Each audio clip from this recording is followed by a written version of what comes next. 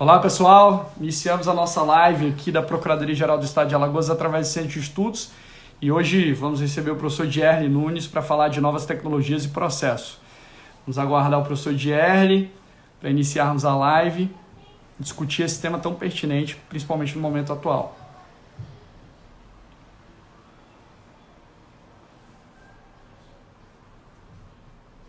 Vamos ver agora, eu acho que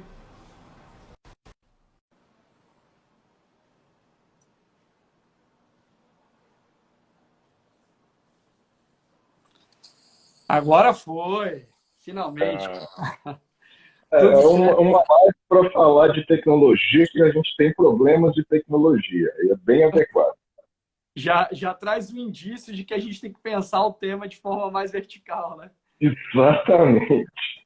Isso, na verdade, foi proposital, audiência. É porque nós somos juristas que pensamos nos problemas que, apesar de nós sermos entusiastas do emprego da tecnologia no campo do processo e do direito, nós sabemos que a absorção dessas tecnologias no campo jurídico não são tão simples assim como muitos pensam, e nós precisamos, de alguma medida, refletir sobre o modo como isso começa a ser encampado no discurso jurídico, em especial quando a gente está diante de uma pandemia que nos induz a uma aceleração da utilização desses meios. Né, Luiz? Perfeito. E o que nós temos visto, e até criticado, é uma absorção impensada de algumas dessas tecnologias e tem trazido problemas, inclusive, de ordem prática e violadoras, muitas vezes, das garantias processuais fundamentais. Né? E, Jerry, eu queria, antes de tudo, te agradecer pela disponibilidade. Eu sei o quanto que é complicado conseguir um espaço na sua agenda, a gente dedicar uma hora para discutir esse tema tão relevante, como você bem destacou, dentro de um cenário pandêmico que exige novas soluções, novas adaptações. E eu te agradeço muito, sei o quanto que a sua agenda é corrida e falar aqui para a Procuradoria-Geral do Estado de Alagoas é um prazer. Gostaria de te receber pessoalmente aqui em Alagoas. Não sei se você já conhece Será um Maceió, prazer. mas nesse Caribe brasileiro, mas em breve a gente acredita que teremos a possibilidade de discutir no auditório da PGE de Alagoas. E, Jerry, já te apresentei aqui, já fiz referência aos seus escritos, já mostrei os seus livros, inclusive, e você tem sido um dos precursores no debate da incorporação de novas tecnologias, principalmente no processo e no direito, uma referência para todos nós. E eu gostaria de iniciar já com a pergunta, que é a seguinte: você delineou bem o cenário, a gente vive um momento disruptivo, né? Mesmo antes da pandemia, nós já vivíamos um momento disruptivo, né? Alguns autores chamam de quarta revolução industrial. A gente tem uma velocidade transformacional intensa e a absorção dessas tecnologias que hoje, de certa forma, permitem que haja uma substituição do trabalho intelectual do indivíduo, né? Em certa medida, em certa escala, a gente pode até chegar a discutir aqui inteligência artificial forte, fraca, enfim, e os seus contornos, mas o cenário é outro. No âmbito do Poder Judiciário, que eu acredito que tem investido muito, né, nas novas tecnologias, nós temos uma comissão, inclusive, de inteligência artificial no âmbito do CNJ, que já tem discutido vários projetos, inclusive. O que nós temos verificado é que, de fato, há um estágio, né, atual, ainda incipiente, de certa forma, de incorporação dessas novas tecnologias, que a gente costuma falar de inteligência artificial, inteligência artificial. Mas inteligência artificial não abarca tudo, né? Tem outras tecnologias tão disruptivas quanto que fazem a diferença no mundo jurídico. Eu gostaria nesse início, né, que você abordasse o que você chama de virada tecnológica e os seus influxos, a sua influência no processo em si, como a gente deve lidar com isso nesse momento atual, principalmente porque agora a gente foi forçado e a pandemia veio como um catalisador da absorção dessas novas tecnologias. Bem, Luiz, primeiramente queria agradecer muitíssimo o convite. É uma honra poder estar aqui falando um pouquinho com você, com o pessoal da Procuradoria, com a audiência que assiste e acompanha o canal de vocês, para falar desse tema, que é um tema da ordem do dia e que antes era um tema de pesquisa, às vezes até pouco, digamos, com pouco destaque. Nós éramos, digamos assim, uma meia dúzia de hips do direito que estavam preocupados com o impacto da tecnologia no âmbito do direito. E de uma hora para outra, esse esforço de pesquisa dos últimos anos, ele obtém um campo fértil em face desse momento no qual o emprego das tecnologias se tornou um caminho, num primeiro momento, para resolver um problema, mas que tende a ser um caminho sem volta, com a absorção de novas formas, inclusive de interação do campo processual, envolvendo todos os sujeitos processuais e os próprios cidadãos. Ou seja, isso, em alguma medida, vem promovendo uma mudança para além de se pensar nas tecnologias com um emprego meramente instrumental. Ou seja, costuma-se falar que a tecnologia ela pode cumprir um papel de instrumentalizar aspectos ou aquilo que vai, para falar de um modo assim, só guarda-chuva, que a gente vai falar da automação de atividades jurídicas, que é basicamente você usar a tecnologia para facilitar a realização, por exemplo, de atividades repetitivas, ou você usar a tecnologia para poder parametrizar dados e a partir de uma série de tecnologias ou de emprego de uma série de técnicas, às vezes algumas inclusive envolvendo inteligência artificial, normalmente aqui pontui-se inteligência artificial fraca, que significa o quê? Que nós estamos lidando com algoritmos que basicamente é um passo a passo matemático, no qual você coloca dados, emprega um determinado modelo, que tem vários modelos de treinamento de máquina, e ele oferta uma saída que é uma resposta para um problema que ele foi delineado. Quando a gente fala hoje de inteligência artificial em todos os âmbitos e no campo do direito em específico, normalmente a gente está falando desses agentes especialistas, ou seja, um tipo de tecnologia vocacionada para resolver um pequeno problema. Pode ser qual problema? Eu aglutinar recursos no Supremo Tribunal Federal que estão em consonância com um determinado tema de repercussão geral. Então, eu crio um algoritmo que ele vai fazer um agrupamento, fazer uma leitura dos recursos extraordinários através de uma técnica, que é o processamento de linguagem natural. Ele lê os recursos, ele faz uma vinculação desses temas, desses recursos a um tema de repercussão geral e permite, com esse tipo de agrupamento, um julgamento pelo Supremo Tribunal Federal mais rápido, de modo que ele está ali simplesmente o quê? Você está automatizando uma análise que era feita por um servidor que gastava 1h30 e você consegue fazer isso em 15 segundos através do emprego do Victor. Isso acontece também com Sócrates, no Superior Tribunal de Justiça. Tem algoritmos de automação que fazem análise, por exemplo, de petições iniciais. Tem algoritmos, por exemplo, nas petições fiscais, que fazem automaticamente penhoras online, como é o caso que vem acontecendo no Tribunal de Justiça do Rio de Janeiro. Temos o caso do Elis, do Tribunal de Justiça do Pernambuco, que também faz leitura das petições iniciais das CDAs e consegue verificar algum equívoco, por exemplo, nas petições iniciais para que se promova a emenda da petição inicial, ou se já se vislumbra que há um vício na CDA, na certidão da dívida ativa, por exemplo, uma prescrição, e também promove essa análise. Ou seja, eu automatizo atividades que podem, normalmente, atividades de índole repetitiva. Então, eu tenho esse campo da automação e o campo instrumental, que nós já o conhecemos, já a grande maioria dos profissionais, por exemplo, através da visualização de uns processos judiciais através das plataformas, grosso modo, de processo eletrônico, na qual você migra uma forma tradicional de interação através de um processo em papel para um âmbito virtual, pelo menos em parte, de modo que você apresenta as atividades, os atos processuais concatenados numa determinada plataforma online. Nesse campo, eu estou falando basicamente de automação de atividades. Isso já era uma tendência e é uma tendência interna dentro dos tribunais brasileiros, mas nós podemos se fala na atualidade, da tendência de uma transformação que a tecnologia começa a gerar para os institutos processuais. E eu, particularmente, venho enxergando que essa transformação, que quase sempre encaixa em algum âmbito de utilização de inteligência artificial, por qualquer uma das técnicas, aprendizado supervisionado, aprendizado por reforço, aprendizado não supervisionado, que são técnicas de treinamento de máquina, na qual, por exemplo, aprendizado supervisionado. Você pega os dados, você etiqueta os dados e, a partir disso, você cria um modelo para um algoritmo te dar uma resposta. E eu estou tentando simplificar o máximo possível, um argumento bem complicado do ponto de vista técnico, que, através disso, você consegue parametrizar dados, e esses dados parametrizados podem te dar uma série de informações. Por exemplo, pode te dar a informação de saber como um determinado juiz julga um determinado tipo de matéria, qual que é o valor que, em média, ele fixa de indenização.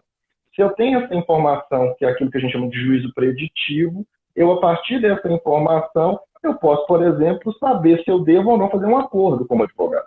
Então, eu paro de trabalhar como profissional tão somente a partir das minhas experiências, da minha experiência de vida, dos processos que anteriormente eu já me vali, já trabalhei neles, e eu começo a trabalhar com dados, com emprego de estatística no direito, com emprego de jurimetria. Então, por exemplo, vocês que são da Procuradoria, se você consegue parametrizar todo o banco de dados de todas as decisões que vocês tiveram em cada uma das matérias, vocês, com o próprio banco de dados interno que vocês têm, vocês não precisam nem acessar o banco de dados do tribunal, vocês parametrizariam todos os dados e isso já ofereceria para vocês uma previsão de qual vai ser o entendimento de um determinado juiz, de um determinado Câmara, de um determinado tribunal sobre determinada matéria.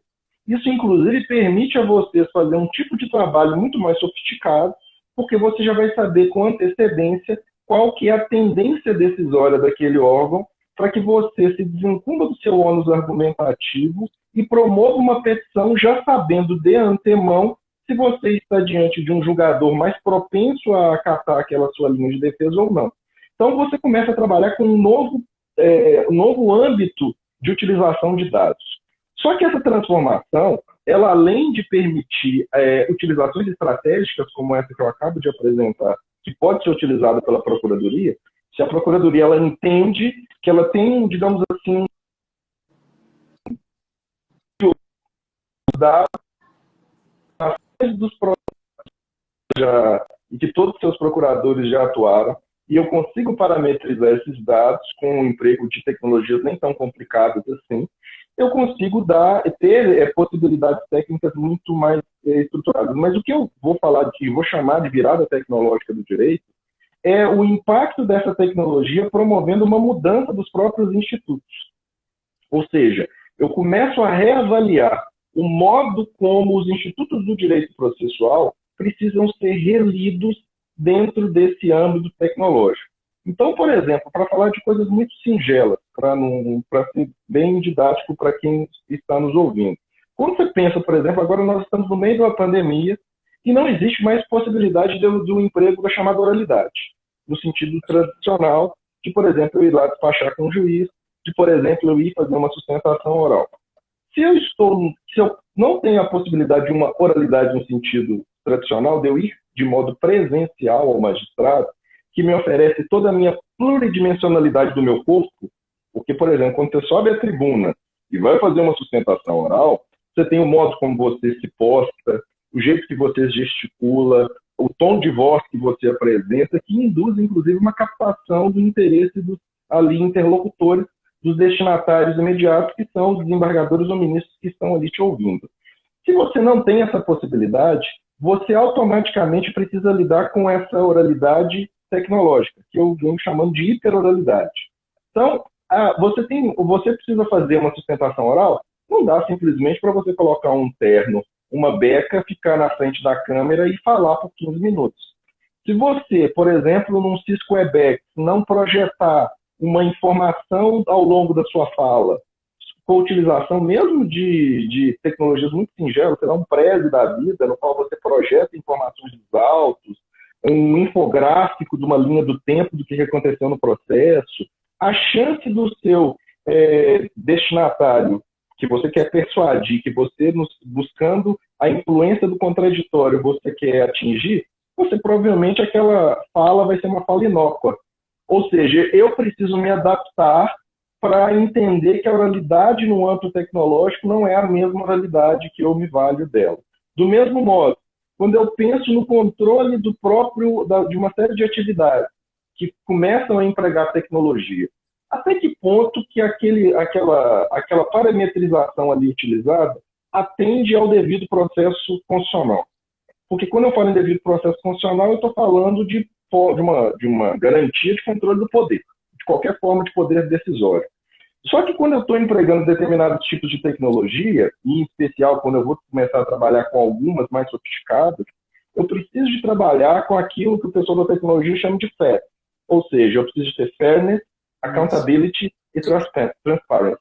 Ou seja, eu preciso de ter controle de equidade, controle de fiscalidade, de accountability e transparência de como eles estão empregando aqueles dados. Se eu não souber, inclusive, incorporar isso ao devido processo para gerar transparência algorítmica, ou seja, eu saber como que o algoritmo está ali atuando, eu como parte, eu como advogado privado ou público, eu estou numa situação de perda muito evidente do meu próprio exercício do meu direito de defesa, do meu direito de controlar a partir de quais pressupostos que aquele algoritmo está ali decidindo. E eu, por óbvio, aqui não estou chegando nem perto de falar de uma decisão automatizada. Até porque decisões automatizadas, pelo menos no que diz respeito à fundamentação das decisões, é algo ainda intangível. Só que para eu programar um algoritmo de inteligência artificial para decidir, envolve tantas variáveis e é tão complicado criar um modelo que seja efetivamente auditável, que isso é algo para se pensar até se vale a pena. Porque eu não sei até que ponto que esse tipo de postura deva ser, como se diz, ser implementada.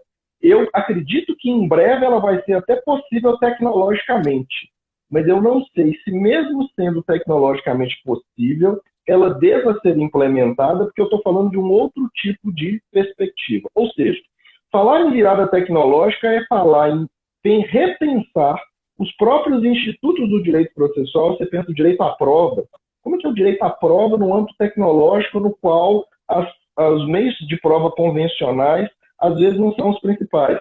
Às vezes você começa a lidar com outros tipos de ferramentas. Você pega uma ferramenta tecnológica do Google, o emprego de blockchain, o emprego de uma série de mecanismos que você pode se valer, de provas que inclusive seriam atípicas, que daqui a pouco tempo vão ter muito maior potencialidade de convencimento do que as tradicionais provas. E mesmo para as tradicionais, qual garantia que eu tenho hoje, em plena pandemia, que uma audiência de instrução ou julgamento, na qual as testemunhas não estão na sede do julgamento, vai poder, a tecnologia, de poder permitir o controle ou a indução de uma determinada testemunha?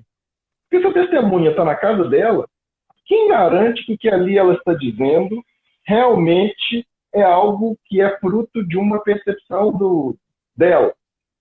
Ou ela não está sendo ali industriada, olha, fala assim, fala assado, se a instrução não estiver boa, ele desliga a conexão. Ou seja, tem um cartaz. Então, ou seja, tem coisas muito simples, envolve dilemas muito simples, até questões altamente complicadas. Mas há uma realidade, qual seja, todos os tribunais vão promover permissão de você fazer sustentações orais por videoconferência, síncronas, ou seja, ao vivo, ou assíncronas, como é o caso do Supremo Tribunal Federal, que você envia a sustentação oral antes da sessão, e aí dentro do próprio sistema do STF, o ministro, antes de votar, ele obrigatoriamente precisa ouvir a sustentação oral, porque o sistema ele não permite que o ministro vote antes de que a sustentação oral seja, digamos assim, exposta. Mas percebam, isso em si garante que o que está sendo posto na sustentação oral vai ser levado em consideração realmente?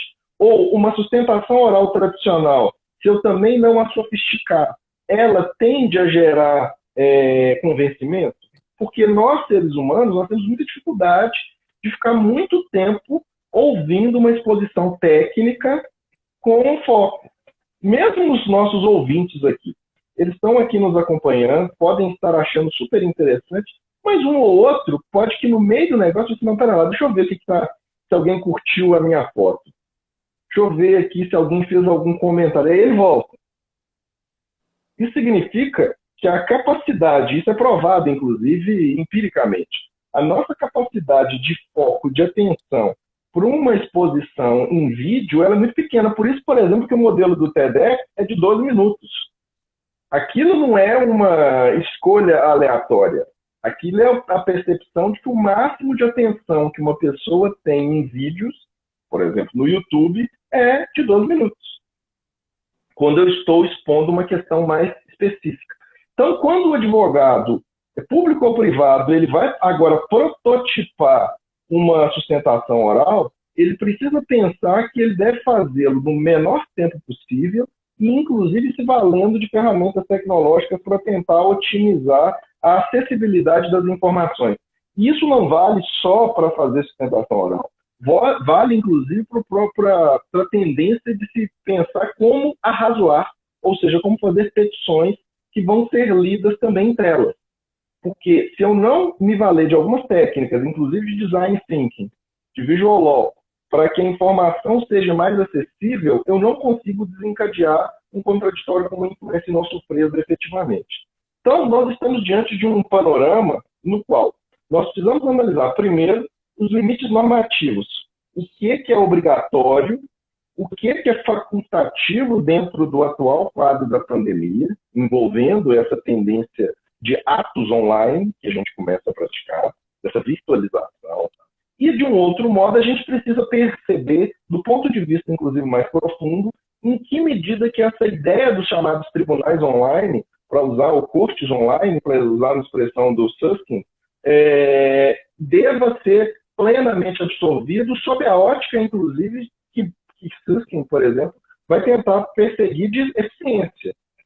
O tribunal não é um local, é um serviço. É uma fala dele recorrente desde o Tomorrow Lawyers. Será que é só isso?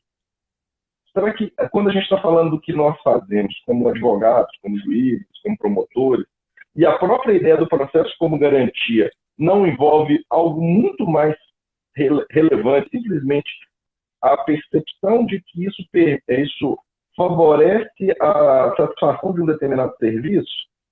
E aqui, só para falar do básico, a gente pode complicar bastante isso aqui, porque a gente pode pensar em tecnologia para diferenciar procedimentos, a gente pode pensar em tecnologia para auxiliar no trabalho decisório, a gente pode pensar em tecnologia para fazer acordos, como são as plataformas de ODR, que é um mundo à parte, que muitas delas não atendem aos próprios limites normativos, por exemplo, da lei de mediação. Às vezes são construídas plataformas que, pelas próprias partes, e que, por óbvio, se a plataforma é construída por mim, sou parte, eu vou construir a plataforma de modo a que ela me favoreça nos próprios acordos que eu vou poder buscar com a contraparte. E isso tudo é um problema jurídico muito sério. Perfeito, excelentes colocações. E, de fato, a gente tem que pensar um modelo de corte online que esteja calcada e centrada nas garantias processuais constitucionais. E você detalhou muito bem alguns aspectos, inclusive o referente à emenda regimental do Supremo Tribunal Federal número 53, no que diz respeito às sustentações orais, porque é um ponto interessante, você enviar a sustentação oral, eu me pergunto até que ponto você garante o contraditório na sua faceta influência, porque quando você está na tribuna, quando você é ouvido ao mesmo tempo em que o julgamento se realiza, você tem uma capacidade de influência muito maior do que a capacidade de influência que você tem quando você envia um vídeo, eventualmente, até no que diz respeito ao grau de atenção. Você falou muito bem também da utilização de dados estruturados, né? A gente usa a expressão dados estruturados, para que a gente possa adotar modelos preditivos e trabalhar com a litigância, no nosso caso, como somos litigantes habituais, né? Os principais litigantes, trabalhar com a litigância pura e mais estratégica, que possa dar caminhos muito mais efetivos, eficientes para o advogado público, né? Você, na verdade... na verdade, isso vai sofisticar muito a atuação de vocês. Porque ao invés de vocês ficarem se preocupando em fazer trabalhos repetitivos, de questões de fazer petições que se repetem às dezenas, às centenas, aos milhares, vocês, na verdade, vão poder prototipar com base em dados estruturados que vocês já vão ter, e a finalidade, o trabalho maior de vocês vai ser um trabalho muito mais intelectual, de tentar, verificando a partir de qual tendência, que inclusive é uma tendência, inclusive do próprio judiciário naquele tipo de tema, naquele tipo de caso, como que eu vou induzir um resultado X ou delta. E que, no caso de vocês têm a benesse de já ter os dados. Porque o grande problema de qualquer pessoa que conhece um pouco de tecnologia e que vai buscar estruturar algoritmos para auxiliar em trabalhos jurídicos de qualquer tipo, é ter acesso a um conjunto de dados. Mesmo que esses dados estejam desestruturados, como provavelmente de vocês deve estar.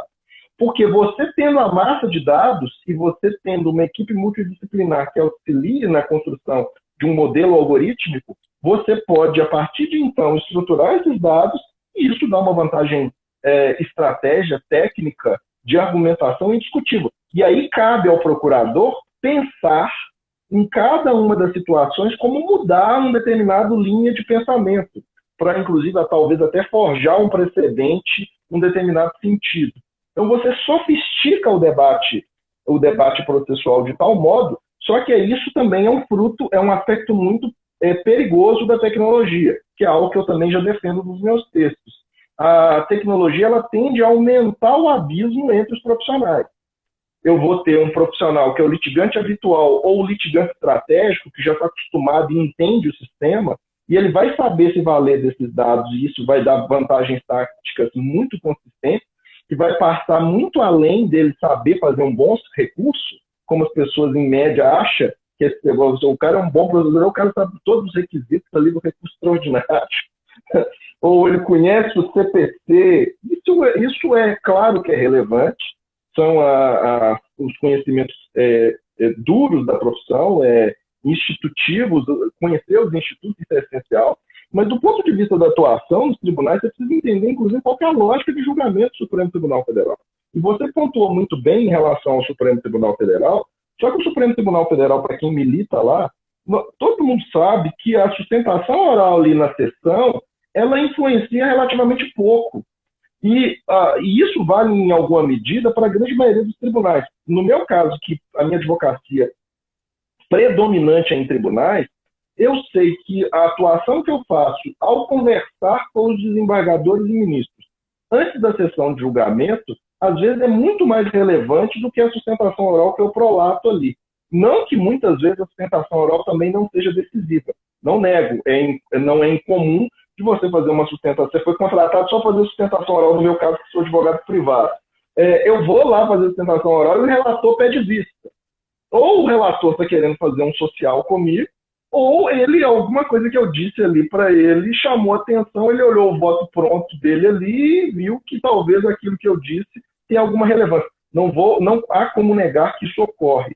Mas para eu ter uma advocacia muito mais precisa, eu preciso fazer uma atividade anterior. E no caso do Supremo Tribunal Federal, eu não tenho dúvidas.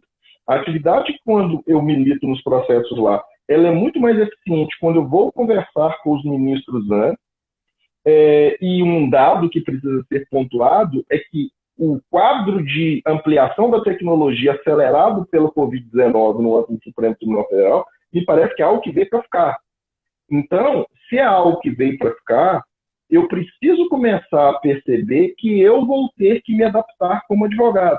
Porque eu posso adotar o rejeicionismo, que é típico das pessoas que já estão acostumadas a fazer um determinado tipo de serviço que aparentemente dá certo, como é o caso nosso de advogados, você está acostumado a fazer um tipo de advocacia que te traz bons frutos. Se está dando certo, eu não quero mudar isso. E aí vem uma novidade como essa, e aí você é obrigado a se adaptar. A sua tendência, até por viés de status quo, é de manter as coisas como elas se encontravam. Mas eu não tenho também como negar que haverá uma tendência de que isso se torne perene. Se isso vai se tornar algo constante, de imediato, eu preciso pensar em algum modo de me adaptar a essa nova praxe. E de pensar novos modos de exercer essa hiperoralidade, de peticionar, de saber como abordar o ministro ou o desembargador num despacho online. Como que essas novas interações elas vão ter que começar a funcionar para você continuar mantendo o seu nível de eficiência como advogado, no meu caso, no advogado público. Ou seja, na nossa posição, esse senso de adaptação em relação à tecnologia me parece algo inegável. E pontue-se. Como eu já disse desde o início da nossa live, eu sou entusiasta da tecnologia. Eu estudo, eu gosto, acho super interessante. Mas até por já ter estudado um pouquinho do tema, eu sei que isso também não é só, digamos assim, só flores.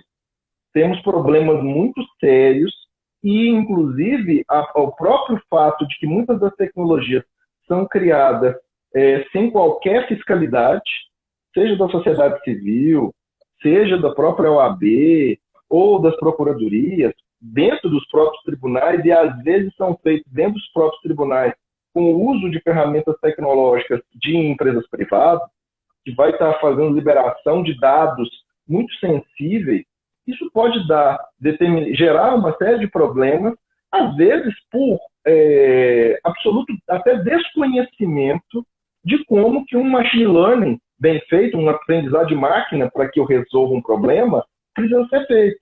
E nós temos exemplos, você conhece muito bem, exemplos nos quais, em países muito sérios em relação ao emprego da tecnologia, como é o caso dos Estados Unidos, que eles já criaram algoritmos para fazer, por exemplo, análise de risco no campo do processo penal, que se mostraram absolutamente preconceituosos em relação a determinados grupos. Até porque a tecnologia, uma IA, uma inteligência artificial, ela é paradoxal, mas ela é burra. Porque, na verdade, ela não tem um juízo moral, um juízo ético, ela basicamente trabalha com o quê? Com estatística.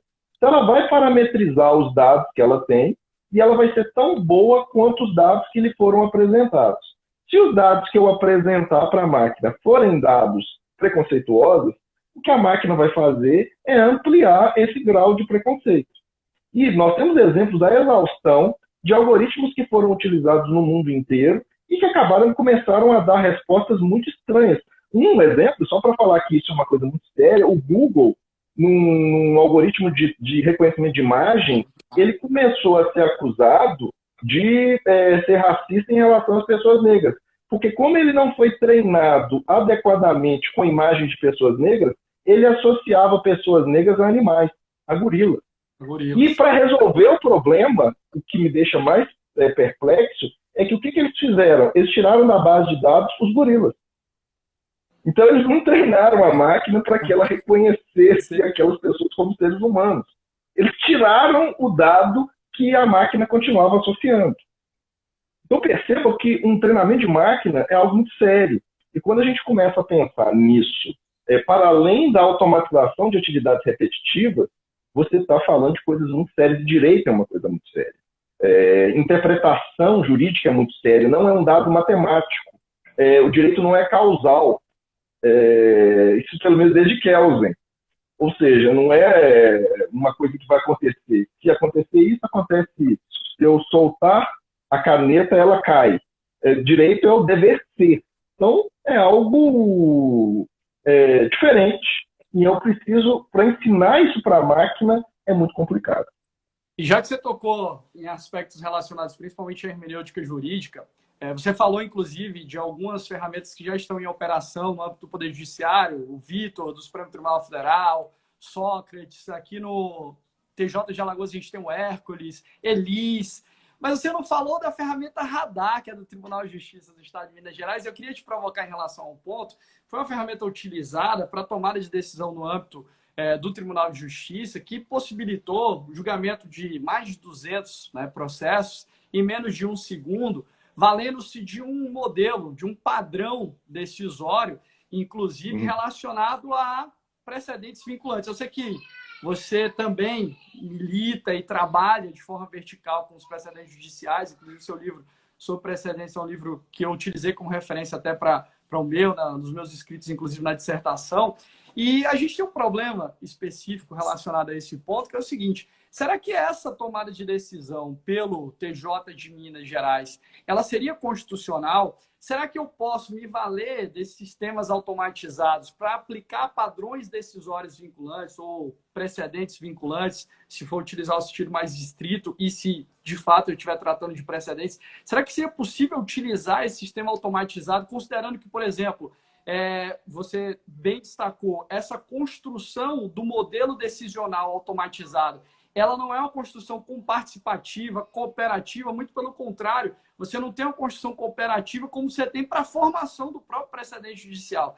Então, a minha pergunta é a seguinte: será que na aplicação de padrões decisórios obrigatórios, e a gente sabe que o Poder Judiciário ele brilha os olhos quando você traz uma ferramenta que vai acelerar a qualquer custo os julgamentos em si, né? É celeridade em detrimento de razoável duração do processo, de você vislumbrar um processo justo e efetivo.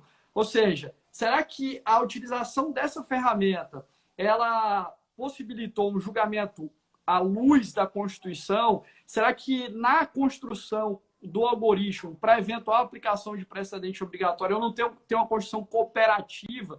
E também nesse ponto, já trazendo outro aspecto, quando você elege os padrões, que são os inputs que vão ser introduzidos para a formatação do algoritmo, será que ali, e por isso que é importante a construção cooperativa, eu não tenho que ter uma discussão mais ampla, justamente para fixar esses critérios, porque o que pode ser um fato substancial para mim pode não ser para você em um determinado caso.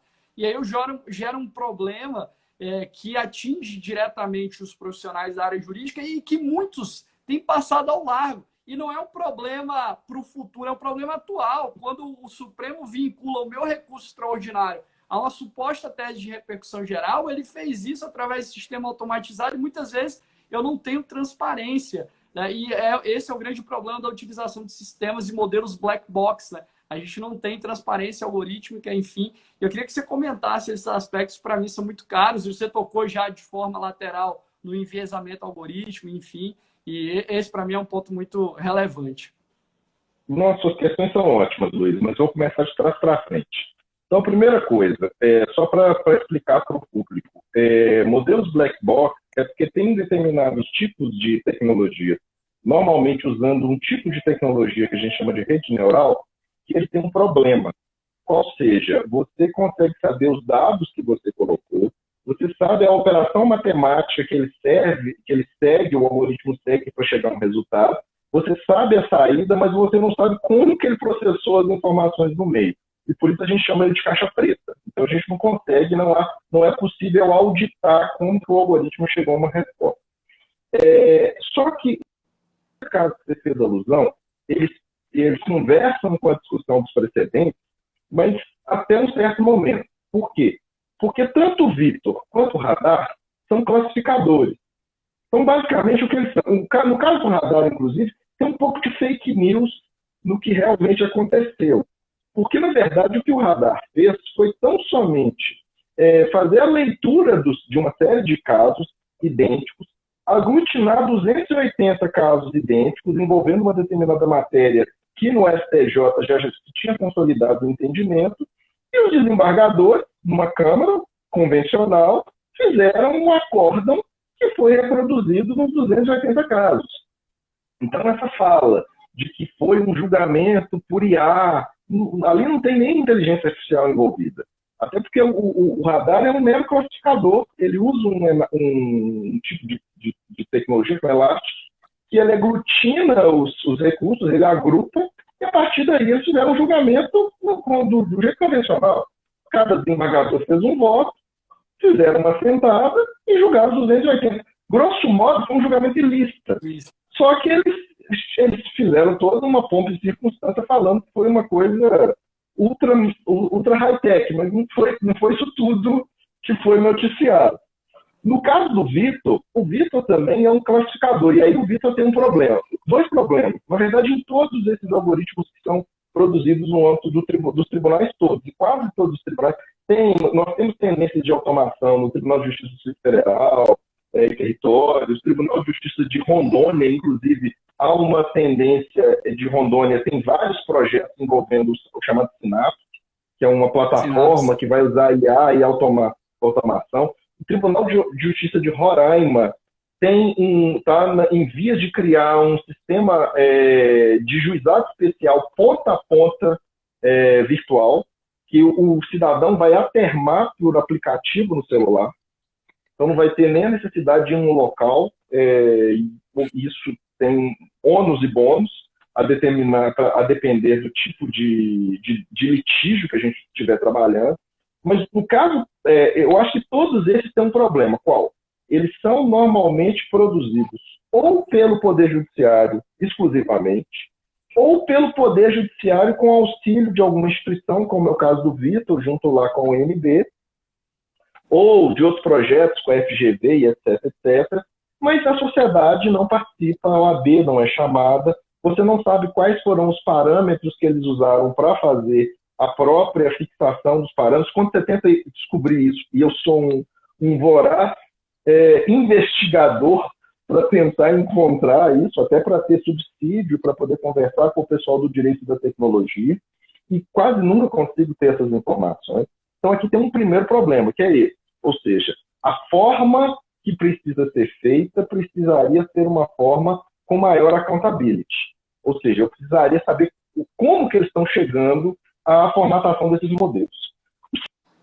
E aí eu entro propriamente na sua primeira pergunta, que tem a ver com os precedentes, que é o fato de que esses algoritmos, muitas vezes, eles são utilizados e eles são estruturados através de parametrização de dados. Então, ele vai ter lá um processamento de linguagem natural e ele vai fazer esse agrupamento para um determinado tema de repercussão geral para a gente ficar nos limites do Vitor. Mas, como você bem pontuou, muitas vezes, ali eu não vou ter como promover, por exemplo, uma distinção do meu caso. E eu não sei. E como eu não sei como o algoritmo lê o meu recurso, eu não sei nem como destacar aquilo no meu recurso. Então, quase todas as vezes que, por exemplo, eu venho interpondo recursos nos tribunais superiores, eu coloco algumas palavras-chave falando de distinção, distinguishing, várias vezes ao longo da peça, propositalmente repetindo, porque eu sei, em alguma medida, como que os algoritmos processam a informação. E aí eu vou colocando isso e ensino o pessoal do escritório a fazer do mesmo modo, para que eu induza que aquele caso, em alguma medida, às vezes saia de, o algoritmo não conseguiu, ou esse caso tem algum diferencial. Só que perceba, não é minimamente racional que se exija do profissional do direito um mínimo conhecimento de tecnologia para ele, na hora que ele estiver fazendo uma pesquisa, intuir como que o algoritmo processa a informação e vai fazer a leitura da sua peça. Isso é um negócio, mesmo que ele faça análise semântica das mais sofisticadas, eu não vou conseguir ter esse tipo de situação. Então, isso para mim é um problema muito sério. Então, eu acho que as parametrizações desses algoritmos deveriam ser, do ponto de vista procedimental, sucedidas de uma etapa na qual a parte pudesse, em alguma medida, apresentar algum contraponto para poder mostrar que o seu caso é ou não diferente. Nada obsta que o advogado peticione no Supremo Tribunal Federal falando isso, tentando furtar-se, por exemplo, de uma suspensão de um processo que não tem nada a ver com o caso, evitando as próprias suspensões ali, entre aspas, automáticas, que no caso do Supremo Tribunal Federal nem são tanto assim, que o próprio STF flexibiliza o 1035 no que diz respeito à suspensão federativa ali dos casos de repercussão geral, em inúmeros julgados. Eu já até tive a oportunidade de dar um curso para os assessores do Supremo Tribunal Federal, discutir muito isso, tentando, inclusive, verificar com eles quais eram os parâmetros que os ministros se valiam para tentar não aplicar o código para fazer a suspensão, e eles próprios não têm um parâmetro interno de análise da questão. Então, eu tenho um problema muito sério. E há uma tendência que mais me preocupa, a partir do momento em que se persegue uma eficiência quantitativa dentro do judiciário, se fala o tempo todo de crise, de que nós temos 80 milhões de processos, que a gente precisa otimizar, você pega as falas do presidente do STJ, do STF, especialmente do STJ, fala assim, não tem lógica o STJ ficar resolvendo as coisas, então agora o Atos vai começar a fundamentar e aplicar mecanicamente os casos. E aí, como você já estudou precedente, tem um precedente de Jason versus Randall, de 1750, do King's Bench inglês, que ele fala que uma coisa que não pode ser feita em relação à aplicação dos precedentes é a aplicação mecânica. Você precisa fazer uma aplicação argumentativa. Eu não posso negar a realidade que tem algumas questões que realmente já estão mais do que definidas no âmbito dos tribunais superiores e que eu poderia até criar uma estrutura, um parâmetro de aplicação desses julgados, mesmo com o emprego de tecnologia, em questões que não envolvam grandes digressões. Mas mesmo nesses casos, deveria, dentro da própria plataforma, ou na sucessão da análise pela plataforma, se permitir algum modo de que a parte fizesse alguma contra-argumentação, apresentasse algum diferencial do seu caso, e que isso efetivamente fosse levado em consideração. Porque, senão, nós vamos caminhar para uma justiça mecanizada, e a justiça mecanizada não é bom para ninguém. Não é bom nem para os juízes, não é bom para os advogados, porque aí os advogados vão começar a se sentir desnecessários, inclusive, porque tudo, em alguma medida, já está previamente estabelecido. E você falou um aspecto muito importante. As máquinas não trabalham num pressuposto hermenêutico, nem a lá Schleiermacher, que é aquele cara que defendia uma hermenêutica de que basta eu encontrar a vontade do legislador que tudo estaria resolvido. As máquinas não conseguem chegar a Kelsen em termos de interpretação do direito. A gente não trabalha com uma análise causal, como em outros campos do conhecimento. No campo da medicina, você programar um algoritmo para fazer diagnóstico é, em alguma medida, possível, porque o corpo humano é causal.